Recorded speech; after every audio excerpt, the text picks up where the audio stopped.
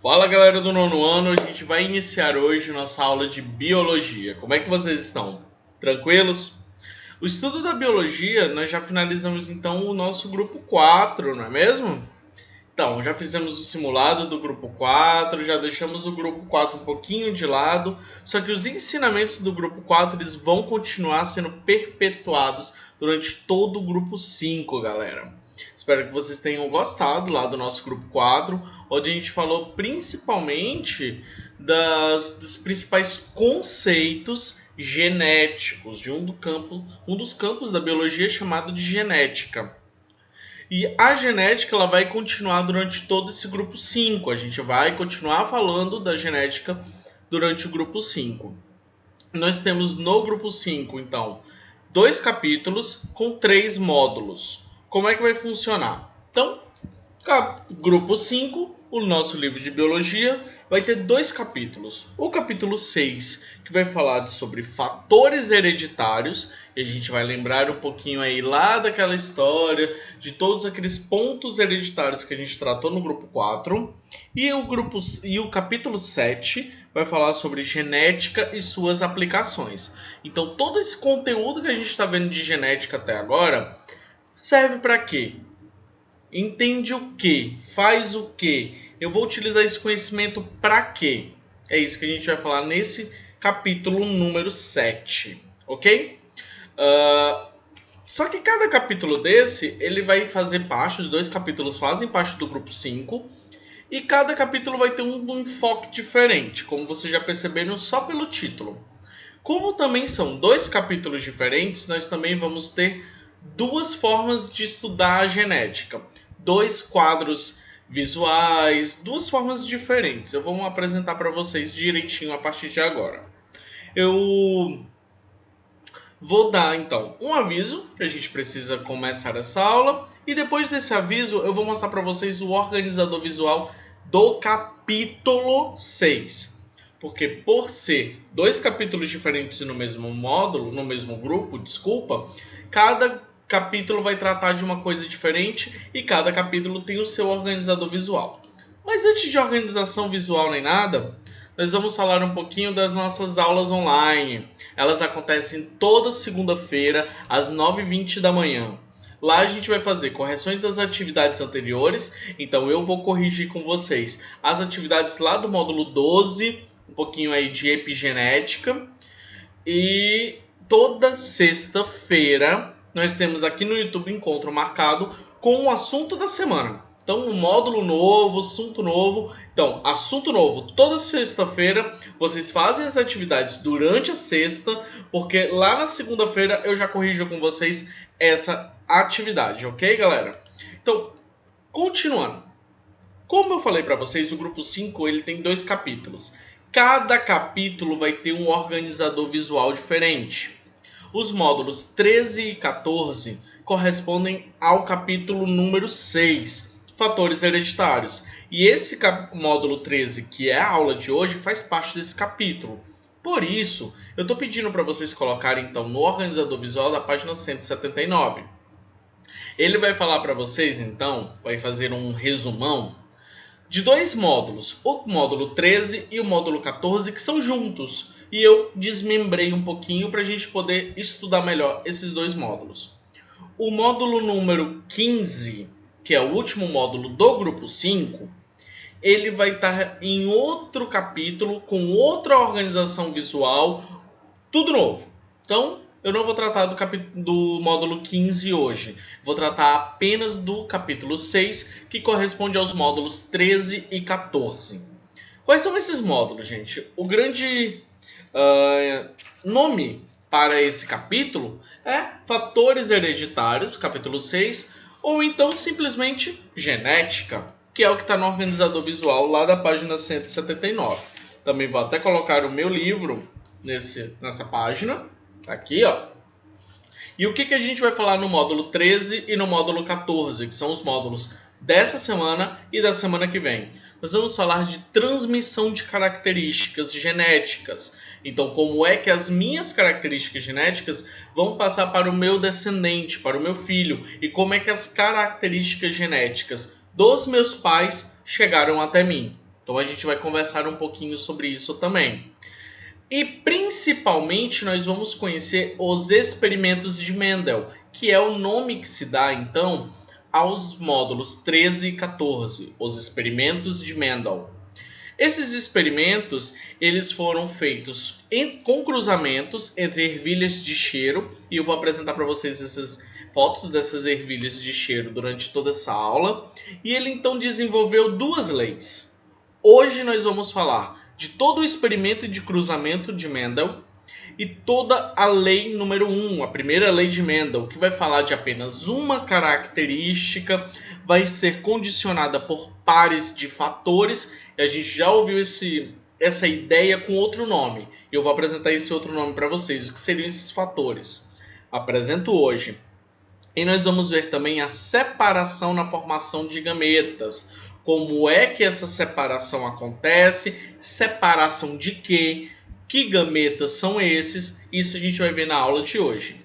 A segunda lei de Mendel, que vai corresponder então à aula da semana que vem, ela vai falar de duas ou mais características, e aqui a gente vai conversar um pouquinho sobre genes misturados. Vamos falar lá na aula da semana que vem. E vamos falar de segregação independente. Como é que essas duas ou mais características vão ser trabalhadas, e essa segregação, como é que ela pode ser independente? O que é uma segregação independente? Isso tudo a gente vai falar na semana que vem. Então, essa semana nós estamos responsáveis pelo quê? Primeira lei de Mendel, falar apenas de uma característica, condicionar então essa característica ao par de fatores e descobrir essa separação de gametas. Além disso, eu vou conversar com vocês sobre o cruzamento das ervilhas de cheiro e como aconteceu esses experimentos do Mendel. É uma introdução bastante grande, até porque ela vai compreender as duas leis. Mas hoje a gente só vai estudar a primeira lei. Vou deixar a segunda lei lá para a aula da semana que vem, beleza? Vamos começar então? Essa, gente, sinceramente é uma das partes mais interessantes da biologia e é a parte que eu mais sou apaixonado depois de sangue. O estudo do sangue também é sensacional. Antes de qualquer coisa, o nome do nosso capítulo é Os Experimentos de Mendel. Então nós temos aí módulo 13 e 14, Os Experimentos de Mendel. E aí fica a pergunta, mas quem foi Mendel? Pra que eu tenho que estudar Mendel? O que esse homem fez para poder ter o nome dele no meu livro de biologia e eu tenho que perder meu tempo aqui estudando? Pra quê? Calma, que nem é perca de tempo, gente. É uma descoberta incrível que ele fez. Esse carinha que tá aqui embaixo de mim é o Gregor Johann Mendel. Ele nasceu em 1822, morreu em 1884, ou seja, ele tinha aí uns 62 anos quando ele faleceu, morreu muito novo, né, pelos parâmetros que nós temos hoje. E quem foi ele? O que ele fazia? O que ele comia? Por que ele decidiu fazer alguma coisa? Vamos olhar. O Gregor Mendel, ele era um monge augustiniano e cientista. Ele era um monge católico da Ordem dos Augustinhos. Ele era cientista e um dos seus primeiros essa grande descoberta ele fez lá em 1860, quando ele já estava com 38, quase 40 anos. É muito interessante que ele, mesmo dentro do monastério, ele começava a fazer todos os seus experimentos científicos, sempre pautado na linha do que a religião também dizia. Ele escolheu as ervilhas de cheiro para estudar o processo de transmissão de características hereditárias. E você vai me perguntar, mas por quê? Por quê? Como foi? Ele acordou, teve um sonho um dia, Papai do Céu virou para ele e fez assim, revelação do dia. Você vai usar ervilha de cheiro. Sim e não. Eu vou dizer para vocês por quê depois. Existem algumas características utilizadas nas ervilhas de cheiro que são muito importantes do porquê que elas foram escolhidas para fazer esses experimentos. Ele também era responsável, gente, pelo jardim do monastério. Então toda aquela parte botânica do monastério era ele que cuidava. Então ficou bem mais fácil para ele poder determinar quais eram as características e quais espécies ele ia escolher para poder fazer os experimentos dele. Tem motivo, eu digo para vocês daqui a pouco.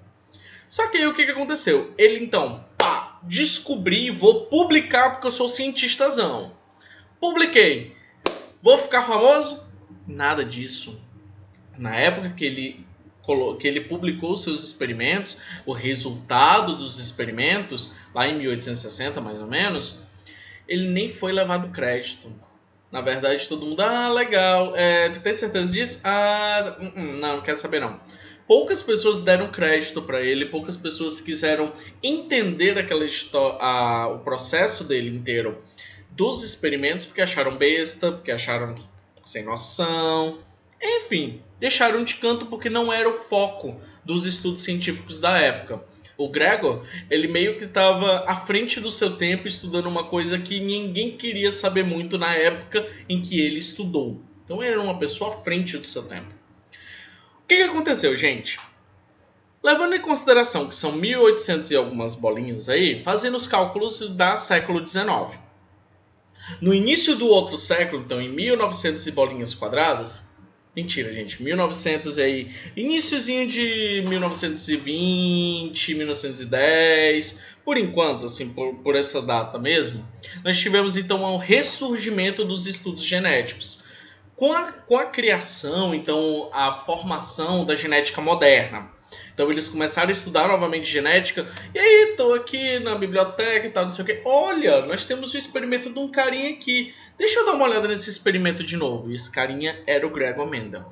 Aí deram uma olhada no experimento dele e falaram, mas o cara é um gênio. O cara descobriu isso daqui que eu tô tentando estudar há tantos anos. Como assim? Quem foram essas pessoas que fizeram isso, gente? Hugo de Vries e Carl Correns. Então eles resgataram esses estudos do Mendel e falaram assim, ei, pensa num carinha inteligente, gênio da genética, é o Gregor Mendel. Nessa época, inclusive, o Mendel já tinha até morrido. Então é um daqueles grandes exemplos de pessoas que têm o seu reconhecimento depois da morte. Difícil, né? Vamos continuar aqui falando mais um pouquinho do Mendel. E aí, depois que isso tudo aconteceu, tem ainda um infográfico no livro de vocês, uma nota, falando só sobre o Mendel, viu, gente? É bem interessante, vocês podem dar uma lida depois. E lembra que eu falei pra vocês que eu ia conversar sobre as ervilhas de cheiro? Por que eram essas ervilhazinhas? Vou explicar agora. Em biologia, gente, principalmente quando a gente vai lidar com nomes científicos, que são nomes colocados em latim, eles sempre vão aparecer da seguinte forma. Você vai vai colocar o nome usual, que é ervilhas de cheiro em português. Em inglês, alemão, italiano, tem outro nome, que é conhecido naquele local. Às vezes, dentro do mesmo país, na mesma língua, você vai ter uma espécie de planta sendo chamada de várias maneiras diferentes. Isso pode mudar. O que não muda é o nome científico daquela espécie biológica. Então, sempre nós vamos colocar o nome científico da planta, da espécie da planta, em itálico. Então, ela vai estar meio tortinha. Com a primeiro, são dois nomes, gente. O primeiro, que é o gênero, e o segundo, que é a espécie. No gênero, você vai colocar a primeira letra em maiúsculo, o restante tudo em minúsculo. Então, o nome científico das ervilhas de cheiro são Pisum sativum. Ok? Então, por isso que ele está menorzinho, em itálico, logo abaixo do nome ervilhas de cheiro. Então, mas por que o Gregor, o Mendel, né? Gregor é meu amigo. Por que o Gregor, ele decidiu escolher as ervilhas de cheiro? O que essas ervilhas tinham assim de tão importantes, tão maravilhosas, tão incríveis para ele falar assim, vou usar elas? É o seguinte, as ervilhas de cheiro, elas possuem características próprias importantíssimas que vão facilitar o estudo genético. Quais são elas? Pouca exigência quanto à nutrição e ao espaço, então eu posso cultivar essas ervilhas num espaço pequeno, eu não preciso me preocupar tanto com a nutrição delas. Claro que eu preciso, eu tenho que dar, né, fazer com que o meu solo ele seja bom para eles poderem nascer, mas eu não preciso dar tanto trabalho como outras espécies de plantas é necessário. Depois disso, nós temos um outro ponto. Elas geram uma grande quantidade de descendentes em um curtíssimo período de tempo. Com isso, eu posso estudar várias descendências, várias gerações de uma plantinha lá do comecinho, de uma plantinha lá do início do meu estudo, eu posso ver várias gerações. Então, com isso, eu posso fazer vários estudos. Geração 1, geração 2. Como é que a genética lá dos pais veio para os filhos, os netos daquela planta e tudo mais. Isso tudo eu consigo ver com essa planta em um curto período de tempo. Então, em um ano, você vê 3 gerações. Então, em menos de um ano, você já consegue fazer um estudo completo. Olha aí que interessante. Então, muito bom, muito boa característica. Logo depois, nós temos uma outra grande característica. Essas plantas, as ervilhas de cheiro, elas fazem autofecundação. Então, elas possuem gametas masculinos e femininos e fazem autofecundação. Com isso, eu posso gerar espécimes puras, com características homozigóticas puríssimas. Lembra de homozigose, lá da aula passada? Então, essas características elas são puríssimas. E eu consigo fazer isso porque a planta ela se autofecunda. Então você não vai necessariamente ter que fazer cruzamentos para poder gerar uma coisa pura, porque senão vai diminuir a pureza. Na verdade, ela vai se autofecundando e isso faz com que ela seja pura, ok? Outra grande característica. Por fim, fácil obtenção de espécimes puras, que foi o que eu acabei de comentar agora, e controle de descendentes. Então eu posso controlar quantas plantinhas vão nascer depois do cruzamento entre as que eu quero que cruze e quem eu não quero que faça o cruzamento. Com isso eu posso trabalhar vários cruzamentos, várias plantinhas separadas em cruzamentos diferentes e eu controlo tudo. Eu posso controlar, então, quem é que vai cruzar com quem, qual é a característica que eu vou estudar naquela plantação ali daquele canto, na plantação que fica aquele no outro canto, naquela plantação ali do outro canto. Eu posso controlar tudo, porque ela é muito fácil de ser controlada. Então, tem como não escolher ervilha de cheiro? Bem, tem. Existem outras formas de você estudar genética também com outras espécimes bastante que tem umas características parecidas com as ervilhas de cheiro. Você poderia trabalhar com uma mosca de fruta, que é muito boa também para fazer características genéticas. A gente ainda vai encontrar mosca de fruta em outros experimentos que não o do Gregor. E você também pode escolher alguns tipos de fungos, que são muito bons também de característica genética. O homem é complicado de se fazer trabalho genético com ele, porque a vida do homem ela é muito grande, então você tem que estudar. Você basicamente vai estudar a vida de uma pessoa pelo mesmo tempo da sua vida. Então, a criação de descendentes ela é muito menor do que de plantas, por exemplo. Então, isso tudo é muito focado quando você vai estudar genética. Você precisa entender e aí você vai utilizar o teu conhecimento de plantas e aplicar no conhecimento genético de outros espécimes. Ok? Vamos continuar. Let's continue. O que foi então o experimento de Mendel? Eu vou explicar para vocês agora o experimento dele. Depois a gente vai ver as leis. E o que o Gregor fez? Mendel estava lá de boa, falando assim: vou estudar isso aqui agora. Aí ele andou, foi lá e falou assim: primeira coisa, eu preciso de espécimes puros. Porque depois que eu tiver puro, eu vou misturar os puros e aí eu vou encontrar outras coisas. Aí ele falou assim: como é que eu vou criar esse puro primeiro? Então vamos lá, vamos pensar. Ele fez uma coisa chamada de fecundação artificial. Ele transferiu o pólen de uma planta com outra através de um pincel. Então ele pegava o pincel, pegava o pólen de uma planta, colocava na outra. E quando a outra planta, outro espécime, ele começou a nascer, ele removia as anteras antes da maturidade sexual da planta. Então, antes daquela flor estar preparada para ser fecundada, ele cortava as anteras sexuais para não deixar aquela planta se autofecundar. Depois disso, ele vai dando uma olhada aí nos cruzamentos controlados até chegar numa linhagem pura, onde todos os descendentes daquela planta vão dar exatamente a mesma característica em toda a descendência dela. E aí ele vai e coloca esse pólen que ele tirou de uma das plantas até o estigma da outra da outra planta. Então eles vão de uma flor para outra flor, faz esse cruzamento controlado, que ele decide quem é que vai cruzar com quem, para formar então uma linhagem pura desse experimento, dessa planta. Essa planta vai ser pura. Para aquela característica, ela vai ser puríssima.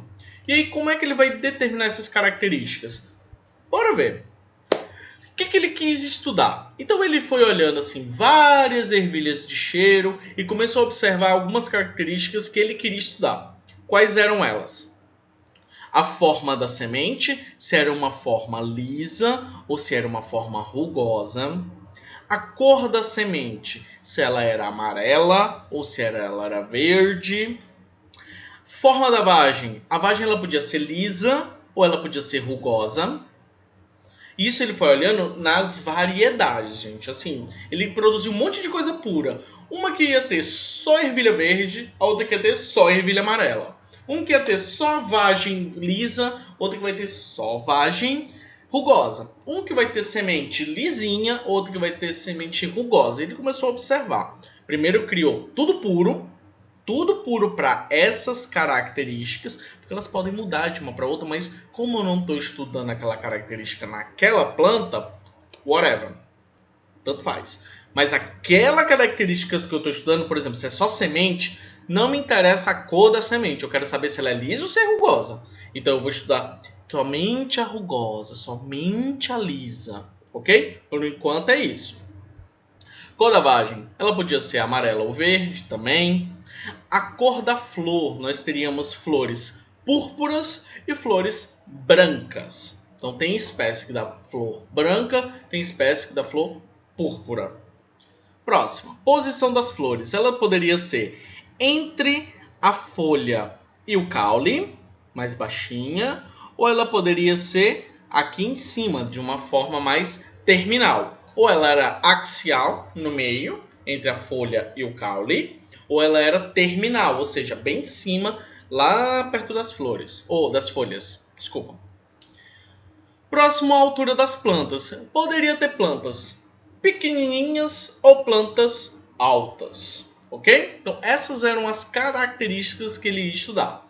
Depois que ele obteve todos os espécimes puros que ele queria, ele começou a fazer cruzamento entre eles. Então uma planta que tem semente lisa cruzou com uma planta que tem semente rugosa. Qual é o tipo de semente que vai nascer? Tan, tan, tan. Esse processo de você controlar e misturar, cruzar linhagens diferentes é chamado de hibridação. Isso só acontece em planta, tio? Não.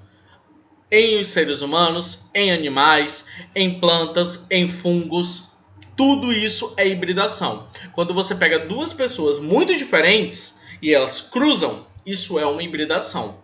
Duas plantas diferentes e elas cruzam, hibridação, ok? Geralmente da mesma espécie. Dentro da mesma espécie você tem uma grande variedade de características. Olha a espécie humana.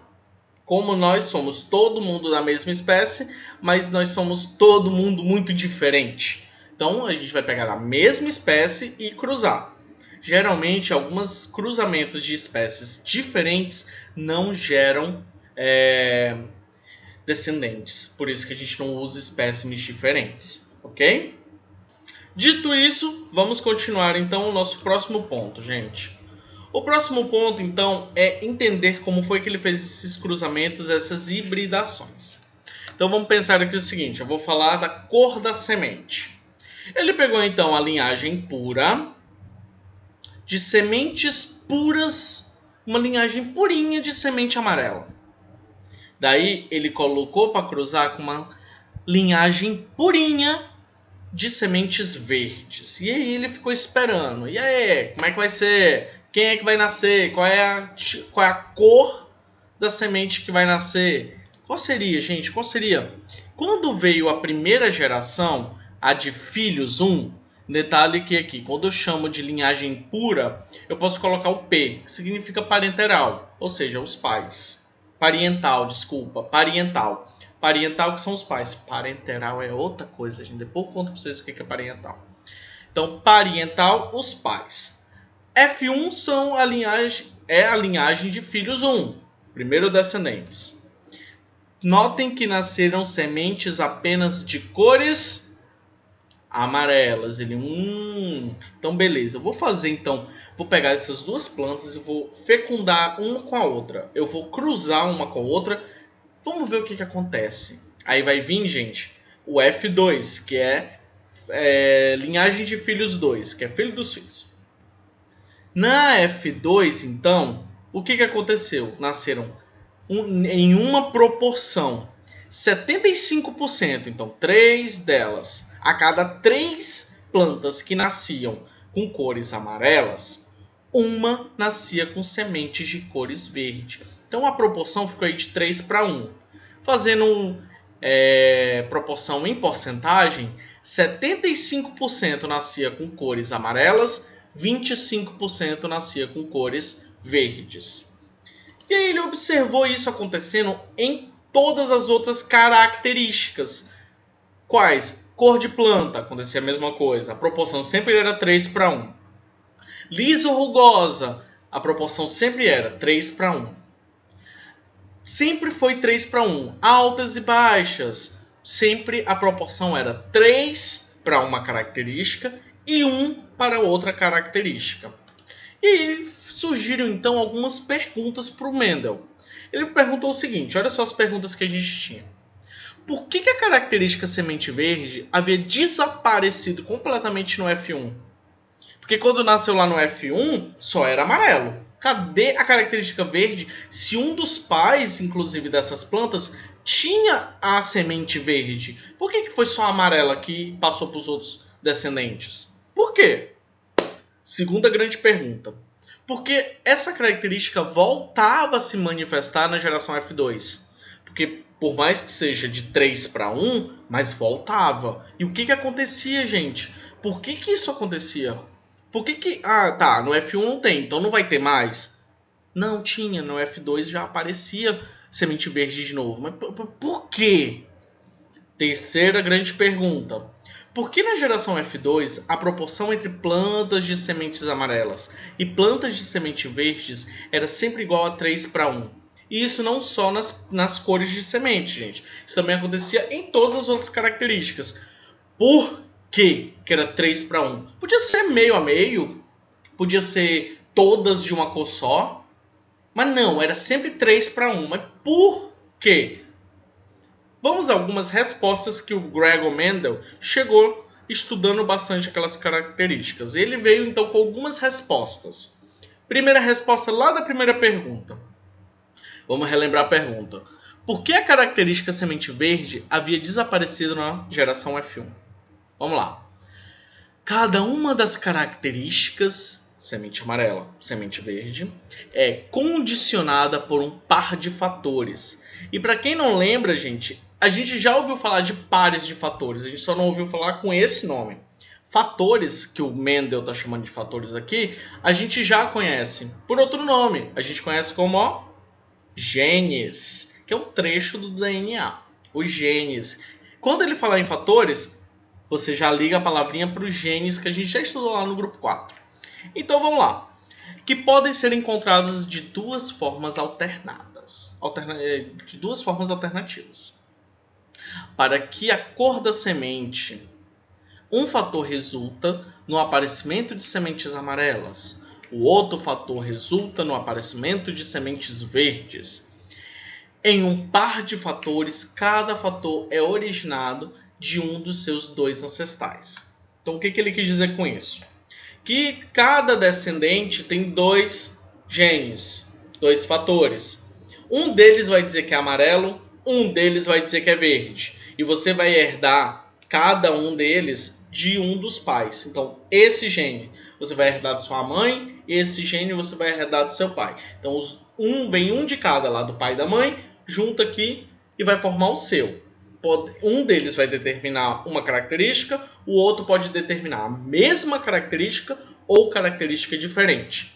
Essa é a primeira resposta dele. Vamos para a segunda. Se uma planta tem dois fatores diferentes para uma determinada característica, que fatores são esses? Cor amarela? Cor verde? Um deles se manifesta, no caso o amarelo, e o outro permanece oculto, silenciado. O fator que se expressa, ele é chamado de dominante. E o que fica oculto, recessivo. Ok? Então, eu tenho dois genes. Se um deles está expressado, então se um deles expressa, ele é o dominante. Se o outro oculta, ele é o recessivo. Ok? Nomezinho novo aí. 3. Durante a formação nas células reprodutivas, então lá na formação dos gametas, que é o nome que ele deu para as células reprodutivas, cada par de fatores se separa. Logo, cada gameta recebe apenas um fator de cada par, sendo sempre puro. Então, um fatorzinho só. Teus pais têm 2, você vai receber um de cada. Então, esse tem 2, esse aqui tem 2. Mas você só vai receber um de cada para fazer os seus 2. Ok? Esse fator, gente, é o gene mesmo. Com isso, ele cria, então, a primeira lei de Mendel. E você fala assim, tá, professor, você me disse que o trabalho dele ninguém olhou, então, porque ele estava criando lei, ninguém queria ler a lei. Não. Você sabe por quê, o que aconteceu, gente? Vamos lá. Ele fez, então, todas suas conclusões, mas não foi ele que determinou que isso aqui, que acabou virando lei, é uma lei. Quem determinou a criação da lei de Mendel foi um daqueles historiadores, um daqueles cientistas que estavam estudando o experimento do Mendel. Então um deles começou a falar, olha, Mendel disse aqui essa lei da segregação, que é o nome da primeira lei, e vai virar a primeira lei de Mendel. Então, o que dizia essa lei? Todas as características são condicionadas por pares de fatores. Então, todas as características estão presentes em 2 genes, que se separam na formação dos gametas, de tal modo que os gametas são sempre puros. Ou é uma característica pura, por mais que ela não esteja expressada no indivíduo. Por mais que o genótipo não seja aquele, mas ele está puro ainda no gameta. Ok? Essa é a primeira lei. E aí nós temos uma coisa chamada cruzamento teste, um método chamado quadro de Punnett. Quadro de Punnett. O Punnett é um outro cara, outro estudioso que não tem nada a ver, na verdade, com Mendel. Ele só estudou o estudo do Mendel. Ele já veio bem depois também, gente. Então, assim... E o que ele falava nesse quadro de Punnett? Eu vou mostrar para vocês. A característica flores brancas é recessivo. Com isso, a gente vai utilizar Bzinho, porque como ele é recessivo, ele às vezes se oculta quando tem um outro dominante. Geralmente, genes dominantes a gente coloca com letra maiúscula e genes recessivos a gente coloca com letras minúsculas. Como branco é recessivo, eu vou colocar aqui então branco recessivo, Bzinho. E aqui eu vou utilizar uma planta heterozigótica, branco e púrpura. Só que púrpura aqui eu estou utilizando ela como Bzão, ok? Porque se ela aparecer uma vezinha só no Bzão, a planta vai ser púrpura. E aí se acabou. Então vamos lá, gente. Como é que isso funciona? Vamos lá. Vou produzir os gametas. No pai é Bzão e Bzinho. Na mãe é Bzinho. Mas isso também pode mudar, gente. Eu só estou determinando aqui da minha cabeça quem é o pai e quem é a mãe. Mas um é o pai e o outro é a mãe. Então você escolhe aí quem você quer que seja pai e mãe. Bom? Como é que isso é feito? Primeiro a gente vai fazer uma segregação. Ou seja, vai fazer esse Bzão e Bzinho se separar. E o Bzinho também se separar. Porque eles vão ficar segregados, separados um dos outros. Como é que a gente faz isso? Nós vamos utilizar aqui o Bzinho e quando ele separa, ele vai ficar um dos genes dele vira Bzão, né? E o outro vira Bzinho. No caso do Bzinho, vão ser 2 também separados. Vai ser Bzinho com Bzinho. Opa, não, Bzão não, Bzinho. O que é o quadro de Punnett? O quadro de Punnett ele vai determinar quais seriam as probabilidades de genes que os indivíduos, os descendentes, irão receber. com cruzamento entre pai e mãe. Então nós temos Bzão e Bzinho do pai, que eu falei lá na frente, e Bzinho da mãe. Vamos cruzar então essas informações. Bzinho com Bzão vai dar Bzão e Bzinho. Bzinho com Bzinho, esse Bzinho aqui, ó, quando ele cruza com esse Bzinho, vai formar um indivíduo branco, uma flor branca. Esse Bzinho aqui, quando ele junta com um Bzão do pai, ele vai ser Bzinho. Ou seja, se uma loteria genética, se o meu descendente nascer Bzinho igual era o meu pai, as flores serão púrpuras. Se nascer Bzinho, as flores serão brancas. Vamos fazer o último cruzamento. Bzinho com Bzinho forma Bzinho. Isso vai se repetir muito, tá, gente? Ão e inho, maiúsculo, minúsculo. Isso em genética a gente vê direto. Quais são as probabilidades aqui, então? O quadro aqui do meio, que estão as duas características juntas, eles são quadros de probabilidade. Então, a probabilidade do descendente nascer com flores púrpuras seria de 50%. A probabilidade. Ele pode nascer ou aqui ou aqui. Quem é que vai determinar isso? A loteria genética. Ou seja, depois quando o gene ele é cruzado com outro, somente geneticamente falando, somente lá dentro da célula é que isso pode ser determinado. A gente só vai estudar as probabilidades disso acontecer. Quais são os genótipos que nós encontramos aqui? 50% de flores púrpuras, porque aparece o Bzão grande, que determina púrpura, e ele é dominante. Então, se aparecer só um B grandão, dominante, é ele que manda. E se for os dois Bzinhos, são flores brancas, bem delicadas, e elas vão aparecer porque você não tem nenhuma coisa dominante para impedir que elas apareçam, que essa característica apareça. Então, 50% púrpura, 50% recessiva, brancas. Com isso, fica para casa os exercícios da página 176 e 177. Vou corrigir todos eles lá na nossa aula via Zoom, podem ficar tranquilos. Qualquer dúvida é só me acionar, gente. Um beijo bem grande. Espero que vocês tenham gostado de genética, que agora a gente vai pegar um pouquinho mais profundo no genética. Vai ser bem interessante. Fiquem com Deus, gente. Qualquer dúvida é só me procurar. Beijo grande. Tchau, galera.